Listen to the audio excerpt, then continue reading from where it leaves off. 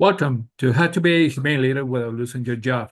Dive deep into humane leadership strategy for today's fast-paced business world. Listen to our podcast on all major streaming platforms and join us as we explore the essence of humane leadership in today's dynamic business landscape. I'm Roberto Torres, a seasoned startup engineering leader, alongside Chris Ollerkin, a Fortune 100 IT leader. Today, we're discussing when a humane leader must recognize when to sharpen the saw. Hi, Chris. Good morning, Ruben. I'm doing good. Good to see you. Likewise, sir. Indeed. Well, this topic is related to not being in a conformist situation and being really aware of what is required to apply some changes, don't you think? Absolutely. You know, I think I always think about us as in IT because technology changes so fast. We have to constantly be learning. But you know, whether you're in marketing or accounting, the rules change in accounting all the time. You know, you have to stay up to date with what the law is. If you're in marketing, look at how social media took over as a way to market. So you know, I think that any leader, if they aren't sharpening the saw on occasion, is going to fall behind and be behind the curve. Yeah, and the thing is, we have spoken before that sometimes we keep some blinders in ourselves based on situations that happen over and over again. And because of that, we don't recognize when a change must be done. So in this case, sharpen the saw, it is the same. We do the saw stuff all over again, wood lots. And the thing is, we require to understand when a change has to be done. And first of all, recognize it, no? But to understand that requires, and sometimes it is because we might say, no, we're too comfortable. Well, we have to do that, but we have to see that from our point of view. And when you do that, it will be much better. Yeah, if you can self-recognize it, you know, like, hey, things are going smoothly, things are perfect, you know, that's actually probably the best time to start sharpening the saw. Not when it's getting dull and things are starting to go wrong, and then and again, you're kind of behind the curve and need to start learning some new things. So, you know, I think it can be challenging for us to reflect back on our performance or reflect back on how did we do X, Y, or Z, and was it the best outcome possible? You know, take that time to meditate and evaluate things critically for yourself. And if you're struggling with that, ask some of your close friends or a coworker that you're close enough to that you trust their opinion.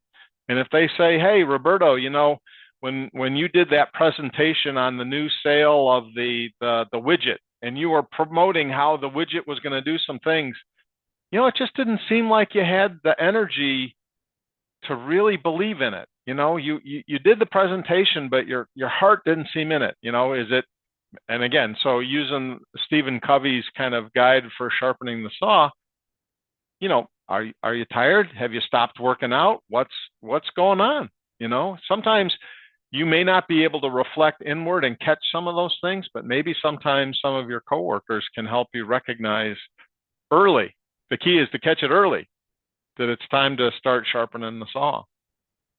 Yeah, indeed. And one thing is that something key that you mentioned is looking for someone else to help you. When you have a problem, and when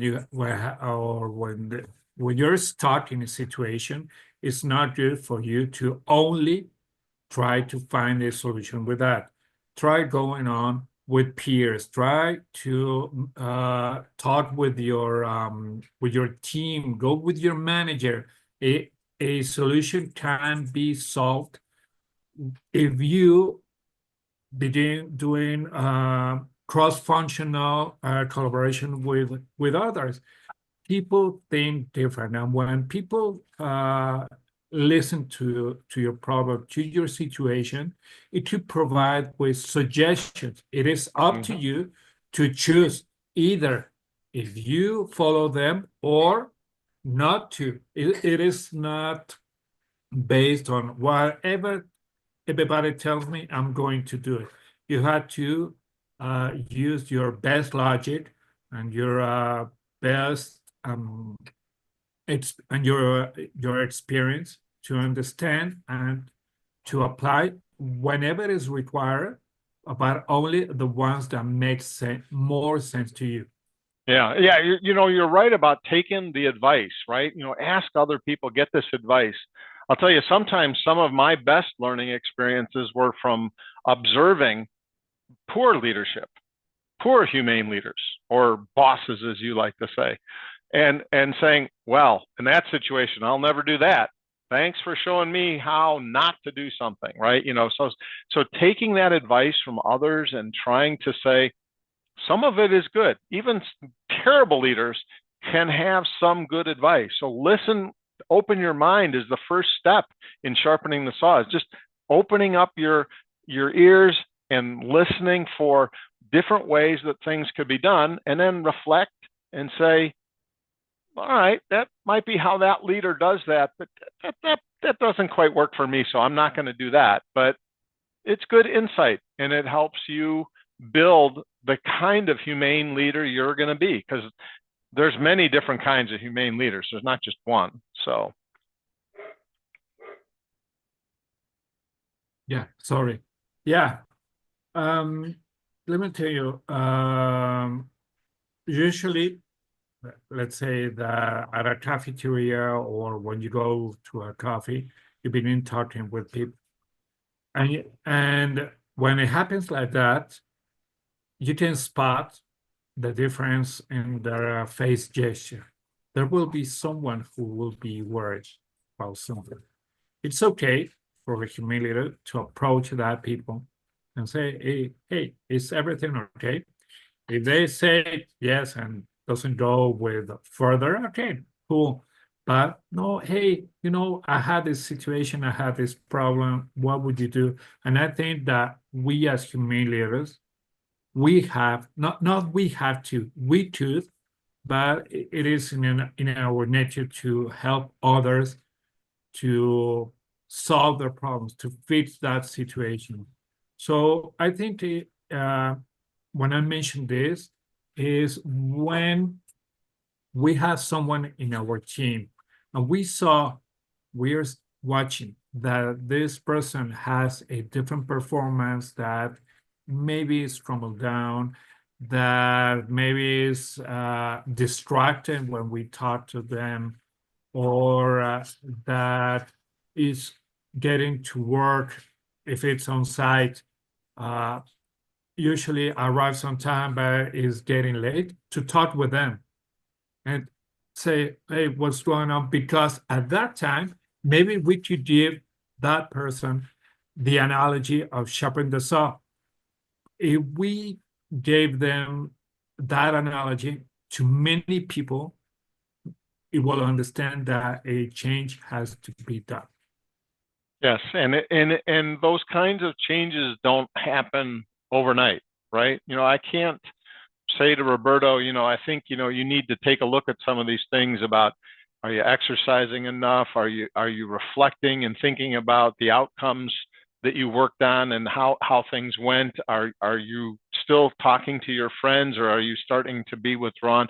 I need to have those conversations with you early, because it might take weeks or even months to really change the direction of how you're feeling about things.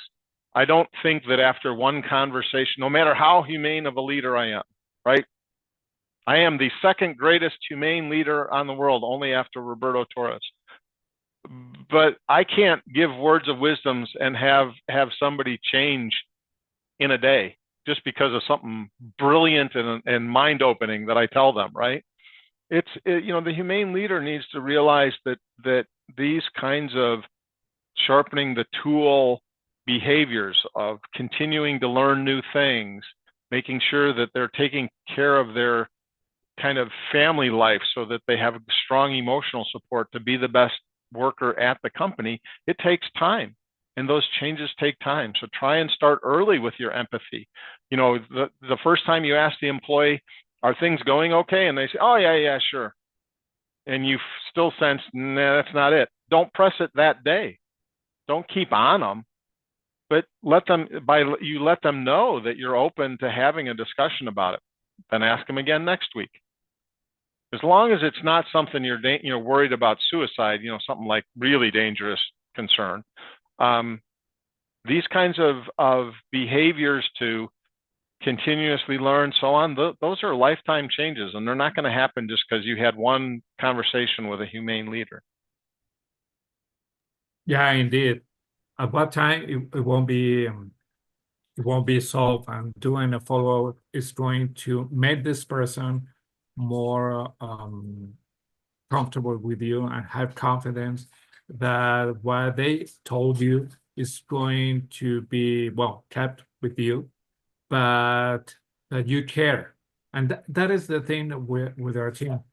Let me give you an example. Yesterday, one of my engineers had a face, a really bad face. He was really, I wouldn't say upset, but he was really distracted and uh, he couldn't do anything. So I talked with him and I said, hey, are big changes going through your life? And he told me, yes. Okay, let's do this. And I gave him some examples. When you, a few years ago, when I was working at a company and we had a big project running, a, a project that lasted 3 sprints. And we weren't closing to end this project. So I gathered all the team and told them, okay, what do you do to focus on one specific, to have a big focus on this, or that you know that a big event is coming? What do you do to ease down, be calm, and be prepared? And someone told me, well, I take a shower. Someone told me, oh, I go for long walks. And I tell this engineer, what do you do? And he told me, well, I like to walk, not long distances, to feel the floor beneath my feet and to listen a specific gender. I said, well, do that. And guess what? 1 hour and a half, he was cool. I said, I feel great and I feel nice. And 1 hour later, he screamed, yeah, I did it. A problem that he had for 2 days, a couple of days, and he couldn't get fixed. So I think getting to understand for us to let people know about themselves, because only people know about themselves what to do or what not to do to come and to get the confidence to get things is going to be an essential tool of a human leader. Absolutely, because you recognize that sometimes solving the problem isn't by working 24 hours on it. Our human mind works in a very strange way, and sometimes you actually have to go be distracted by something else that allows your mind to think about it in the background. I used to call this pillow time. In other words, you can't make 7 babies in 7 months, or I'm sorry, 9 babies in 9 months by getting women together and be pregnant for 1 month, right? It's going to take time. So sometimes you have to, take some time. Those 9 babies will come, but it's still going to take 9 months. So let the employee think about it. Get them away from the problem for a little bit, because if they work 20 hours a day on it, it's probably not going to get solved faster. Sometimes it has to be, right? Because it's a very critical situation and you got to rotate people in and solve things. So it's not for everything, but I found time and time again on challenging problems, if you support the employee, allow them to kind of come to a different mental state, that these problem solving things are much better served by distraction sometimes, right? Being able to reflect back on it in a non-work situation. Take a walk around the company parking lot, the grounds or something, depending on where you work, right? Because sometimes just the fresh air gives you a different perspective on the problem. Yeah, indeed. I think well, that's the thing about uh, sharpen the saw, recognizing and acting. Let me tell you, just about me. When I have to focus on a specific task, and it's a focused task, usually I'm a progressive metal guy. I listen to that kind of genre, but I listen to New Age, and then I nail it up to that. So it's it's cool to do it and to help others to gain the performance they require to uh, that is requires, excuse me, being redundant, but to let them know that you're here for them in any kind of situation, and that makes a stronger bond with them also. Yeah, without a doubt. Sometimes as the humane leader, you may not know, the details of the problem, right? You're not an expert in the area, but you can let them describe it to you. Well, just tell me a bit some more about your problem, which gets them again thinking about the problem in a different way, right? It's a type of reflection when they have to describe it to you in more detail, even though technically you're not going to know the syntax of the command to fix the problem or anything like that. But sometimes as they're reflecting and explaining the challenge of whatever it is, whether it's a new marketing campaign or whatever, having somebody else just to bounce that off of who's not going to be judgmental. You're there just to help and support. That's what a good humane leader does. But that's that reflection aspect of sharpening the saw that sometimes if you can reflect, you then realize, I'm approaching this problem the wrong way. And you come to that realization yourself because your humane leader is giving you an opportunity to try and explain it to them. And so me as the humane leader, the only part I'm doing is saying, and asking questions. I'm not solving the problem. I'm just, how come? Why is that happening, Roberto? Why isn't this performing the way that it should? Really? What have you tried? Tell me about it. And so as you describe those things to me, you may come to that realization, right? Because you've not spent the time reflecting. And by me asking the questions, you actually have to reflect and think about it. Yeah, and I was going to tell you that we have to deliver questions for that person. Now, we're not going to fix that. We're not going to bring the solution in a silver plate. We're going to ask questions. So that person will have to go through the problem, go through the situations, and find out what is the best solutions, because we might give them suggestions, and as I've spoken before, we chose what to do or what not to do. But the best humane leader is going to be the one who delivers the questions with the highest quality, the ones that will make you think and go through everything, and then you will find that solution. It's more of helping them, because otherwise it will be, hey, dude, I have this problem. Can you tell me what to do? No, you have to find out, and that makes a person to grow. Yes, absolutely. It's that opportunity for them to teach the humane leader is what it is. You're setting up a situation where you're having that person reflect and teach you, the humane leader, about the problem. And I found that is a very effective way to get them to reflect and come up with a solution themselves. Yeah, indeed, indeed. And I think that with that in mind, that person, when they learn that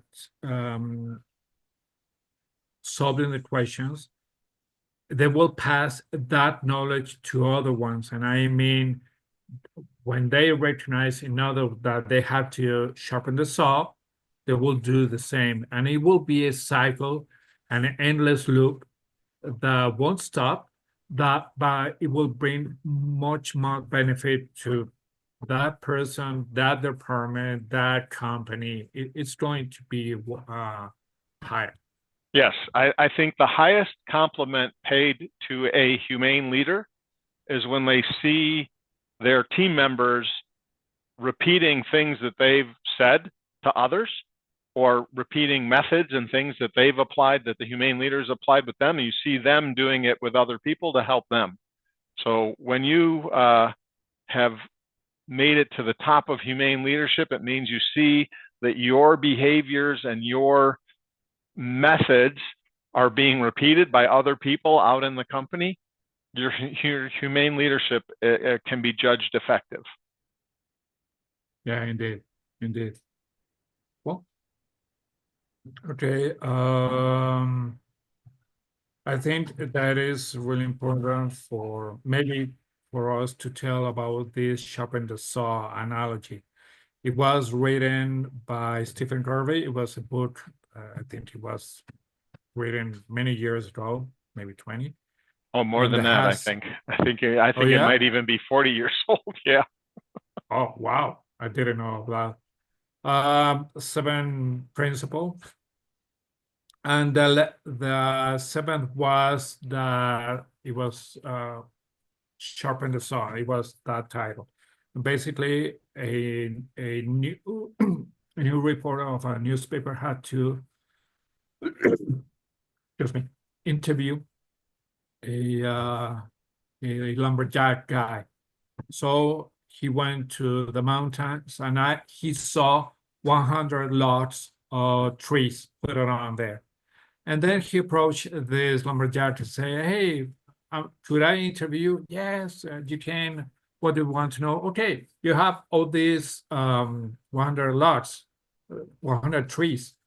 What time does it take for you to cut them?